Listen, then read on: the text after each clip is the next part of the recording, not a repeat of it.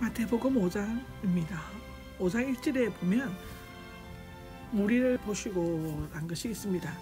산상설교의 서문으로서 그 환경과 대상, 방식 등을 유도하는데 제1단계의 서술입니다. 예수님이 산을 택하신 것은 소란한 무리들을 피해서가 아니라 보다 신령한 하늘의 만나를 들려주시기 위함이었을 것이라고 기록하고 있습니다. 산은 그 소재나 이름이 분명히 밝혀지지는 않았으나 정간사가 있는 것을 보면 바로 가까운 곳이나 제자들에게 친밀감을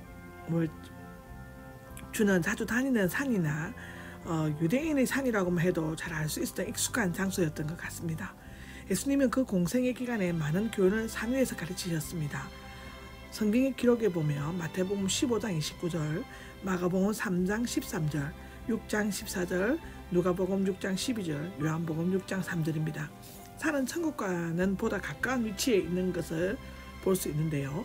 앉으셨을 때는 그가 앉으신 모습은 마치 동양의 군주나 스승의 엄숙한 명령이나 교훈을 하려고 할 때 취했던 자세였으며 유대인 랍비들의 침착하고 조용한 교수 태도였기도 하였다고 기록하고 있습니다. 랍비들에게 있어서 앉는다는 것은 가르친다는 것을 의미한다고 하는데요. 제자들, 특히 12제자나 특별한 사람이 아니라 그의 말씀을 듣고 순종하는 사람은 모두 그의 제자였다고 기록하고 있습니다.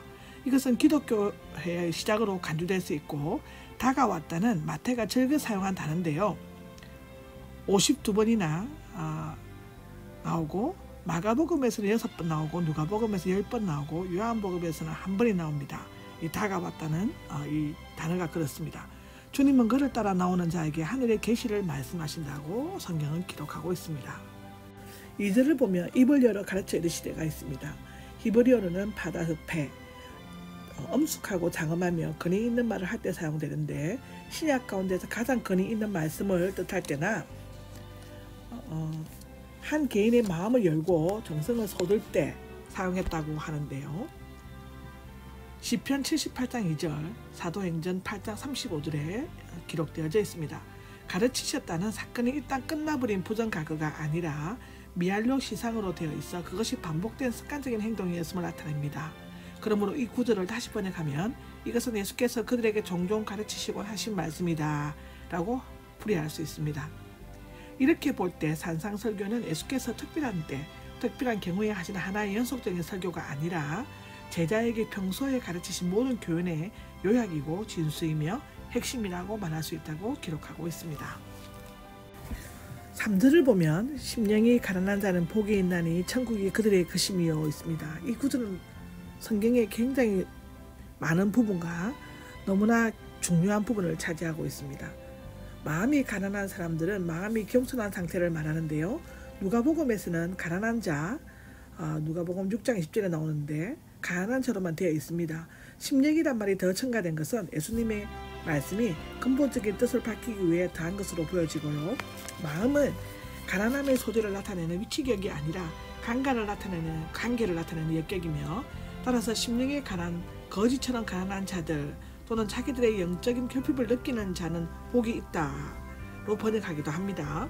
이 구절은 사회적인 조건보다는 종교적, 도덕적, 내면적인 면을 강조하고 있습니다.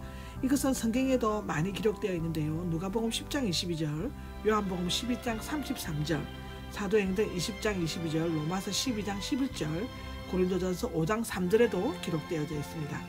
마음은 히브리어로 루아흐입니다. 다시 말하면 바람, 숨, 영인데요. 영혼의 근본적인 부분을 가리키는입니다.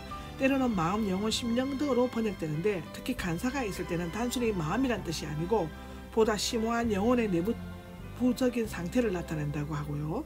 사람의 몸과 혼은 영혼으로 구성되어 있는데 영은 하나님과 신령한 교통을 하는 부분을 말하고 있습니다.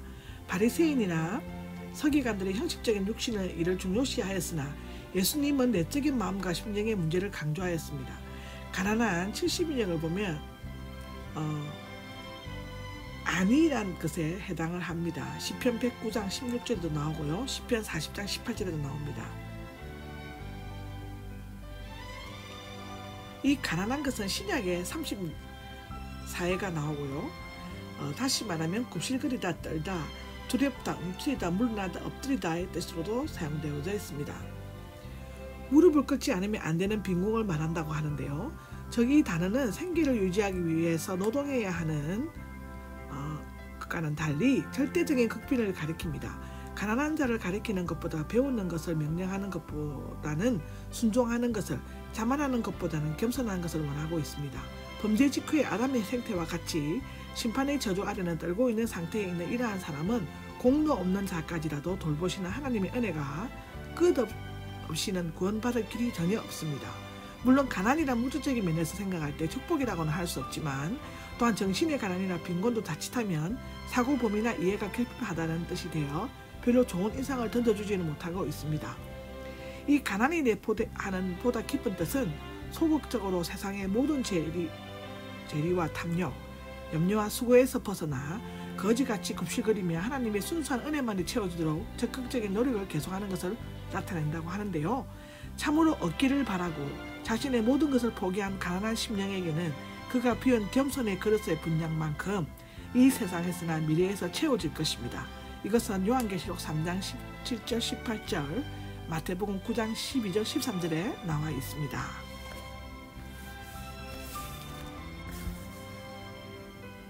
복이 있다는 것은 죽음이나 파멸, 숙명에서 유래된 듯한데요. 이러한 사람에게는 불면성이 수여되며 숙명의 변덕에 좌우되지 않는다라고 합니다.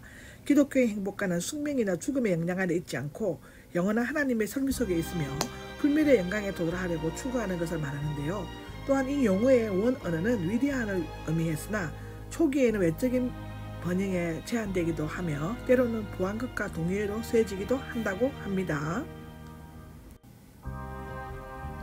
통상적으로 하나님으로부터 축복을 받거나 은혜를 받고 있다는 의미를 말하는데요. 그 어떤 뜻도 복의 참뜻을 만족하게 나타내지는 못한다고 합니다. 말하자면 행복은 어떤 미래가 가상적으로 이루어지는 막연한 것이 아니라 현재에도 실제적으로 소유되는 현실적인 것이어야 한다고 하는데요. 물론 심령이 가난한 자는 장차에도 영생복락을 기업으로 받는 것이 확실하나 현세에서도 그 축복의 즐거움과 감격을 맛보면서 살아가는 것입니다. 이러한 행복은 하나님과의 올바른 관계를 유지하고 인생의 참 법칙을 준행할 때 비로소 실현된다고 하는데요. 여기에서 접속사 때문이다는 축복의 이유와 근거를 제시하며 종말론적 구원과 현재적 축복이라는 이중성을 가지고 있습니다. 하늘나라는 말은 하나님의 나라를 다스리는 게 부르는 칭호 중에 하나인데요. 이것은 마태복음 3장 1절, 4장 17절에도 나와 있습니다. 천국, 즉 다시 하늘나라인데요.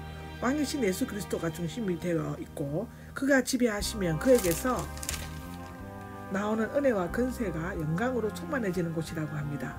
천국의 시민은 하나님의 뜻을 행하는 자이며 교만한 자는 결코 시민이 될 자격이 없다고 합니다. 천국은 모든 성도들이 첫째로 그리고 언제나 first and always라고 하는데요. 심령에 간직해야 할 축복입니다. 그러나 천국은 사람의 노력으로 얻어지는 것이 아니라 하나님의 값없으신 자비에 의해 무조건적으로 주어진다고 고린도후서 6장 10절에 8장 9절에 나와 있죠. 그들의 그 시기라고 기록되어져 있는데 현재형으로 된 개사, 시간의 제한을 받지 않는 영원하고도 보편타당한 진리를 나타내고 있다고 합니다. 여기에서 특히 저희라는 말이 강조되어 있는데 예언에서는 현재와 미래 사이에 명확한 구분이 없습니다. 현재는 미래를 포괄하며 미래는 현재 속에 예속됩니다. 그러나 이 현실의 시기는 역시 천국관념에 종속되는 것이며 그 통치자이신 하나님만이 성취할 수 있습니다. 이 천국은 가난한 마음에 항상 존재하며 장차에도 분명히 생생한 모습으로 그 구속의 완성을 성도들에게 실행해 보여줄 것이라고 성경은 기록하고 있습니다. 이 기록은 누가복음 17장 21절에 되어 있습니다.